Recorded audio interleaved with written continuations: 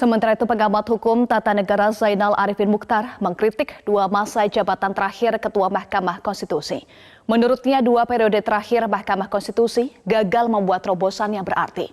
MK justru banyak melahirkan kontroversi.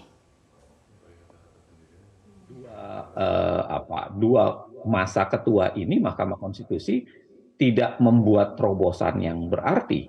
Bukan terobosan dalam bentuk putusan ya. Kalau bentuk putusan itu pasti 9 hakim. Dan 9 hakim ini memang punya problem dari segi putusan. Itu soalan yang lain ya. Saya sudah pernah tuliskan berkali-kali. Tapi pada saat yang sama bicara soal pengorganisasian. Bicara soal pemosisian dan lain-lain sebagainya. Dan alih-alih melahirkan sebuah terobosan, saya kira di masa keduanya lebih banyak melahirkan kontroversi dibanding kemudian terobosan yang diharapkan oleh publik.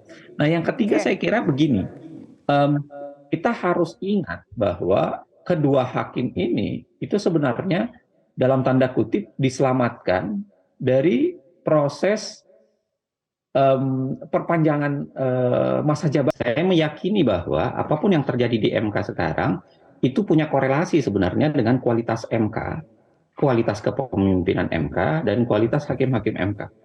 Ya, jadi ini tidak berdiri sendiri. Kenapa tiba-tiba ada putusan yang dipalsukan dalam tanda kutip ya, diubah-ubah, yaitu berkaitan sebenarnya dengan prosesi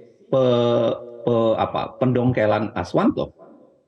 Dan posisi pendongkelan Aswanto ya saya yakini itu bukan berdiri sendiri juga, itu berkaitan juga dengan bagaimana Prof. Aswanto terpilih sebagai wakil ketua MK bersama Anwar Usman beberapa waktu lalu.